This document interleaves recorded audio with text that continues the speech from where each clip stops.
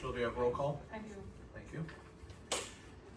I see we have one resident for comments. Mike Billetdeaux. Before Mike, you speak a second, I just wanted to reiterate that I appreciated everybody's input at last month's meeting. A few of the trustees have reached out to me and expressed that they would like to get back to the steady time limit of 3 minutes. They understood why I allowed what I did last month, that we're not going to make that necessarily a tradition. When I feel we kind of are in a spot to let the residents speak a little longer than that, I will do that at my discretion, but I just wanted to make it known that a few of the trustees wanted to keep the decorum and the practices that we've had in the past and keep it at 3 minutes. That being said, Mike, if you're good with it, I would allow you 5 minutes tonight because I know you had the intention to be here at the meeting that was rescheduled due to the posting notice. So if that works for you, I would be more than willing to allow you 5 minutes. I'll shoot for 3. Okay. 5's plenty. Thank you very much, sir. So, Mike Billetdeaux, 707 Bass Drive in Kettle Glen. So anyone that lives in the village has heard the complaints about water pressure. And I put pressure in quotations because it's much more than just a pressure concern. It involves utilizing proper engineering practices to define the plumbing system design. Any design that meets state and village codes, building codes, water codes, won't have a pressure issue. Given the relatively low pressure provided by the village, homes are being built with undersized plumbing, which causes a pressure issue in our homes. Imagine supplying your entire home with a garden hose. Well, DPW currently utilizes a 5/8 inch meter horn. That size. This meter horn is what's being used across, as far as I know, the village. I know my house and my neighbor's house. This is a very restricted device, and this is really part of the mechanical issue. This causes a 12 PSI loss in my home. I only have 37 PSI to start with. So just flowing through this on the rated water calc gives 12 PSI loss. This one part makes my home non-compliant. Just that one part. The village could have sky-high pressure, but if you push it through a straw, you won't be happy. Obviously we know. So homes need to be designed and built to account for the pressure available at each home. There is no one-size-fits-all solution unless you oversize them all. Why do we have homes built this way? Well, no one, including the village, is providing oversight during the building process to prevent these low-pressure issues, and I'll expand upon that. This is the responsibility of the master plumber first, general contractor second, and the UDC inspector, who the village has hired Safebuilt to perform that duty. All of them have a responsibility to prevent this. Those residents that came before me and complained to the village about the pressure have heard the excuse, there's nothing we can do about it. Well, there are things we can do, and there's things we should have been doing all along. Things the village could do include installing a booster for the entire system, and then putting pressure reducing valves where needed in the houses, instead of recommending that I put a booster in my brand new house.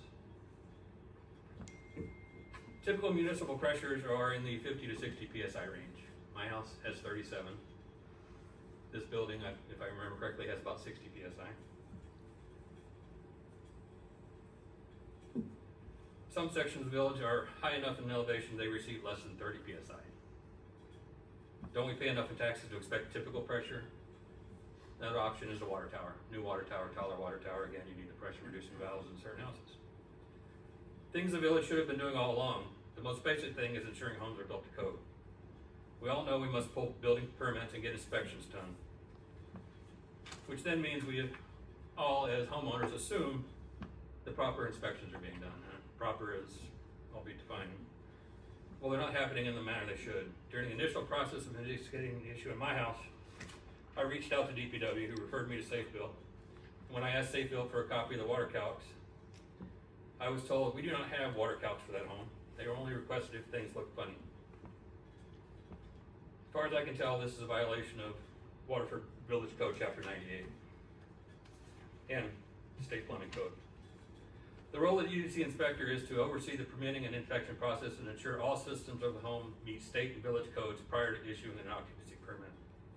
This can only be done if the inspector has enough information to make an educated decision. I've been told they only do visuals, they don't do water calcs. In my case, we'll use Martin since he did my home. How does he know an 1.25 PEX main run supports the needs of my home with 37 PSI at the meter? He don't. The answer would be a water calc, which is a basic procedure that should be followed. Based on what I've confirmed since then, while dealing with the issue in my home, Safe Built does not require a plumbing plan or basic water calculations that would show the compliance of the homes. I pulled public records related to occupancy permits and data used to approve them on 5 homes in the village over the last 5 years. Safe Built had 0 information on the plumbing compliance. They had a list of inspections completed for every house, but no data to determine compliance. My home was declared non-compliant by the DSPS. Horner Plumbing is gonna have to redo it, and Walensky's gonna be involved.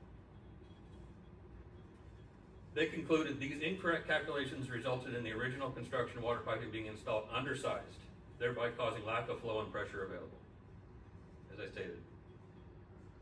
Remember the statement I got from Martin, water calcs are only requested if something looks funny? This seems to mean Safe Built doesn't know what compliant plumbing looks like.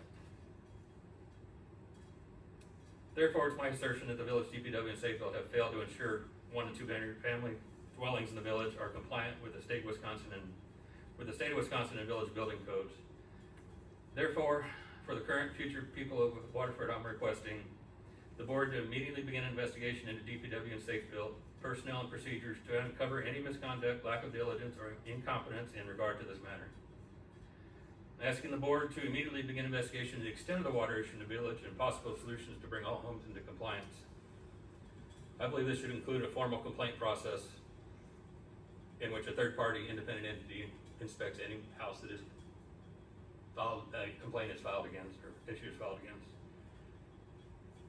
And I think to prevent this from going on any further, I would ask the board to immediately halt the issuance of occupancy permits in the village until a solution and or oversight changes are implemented.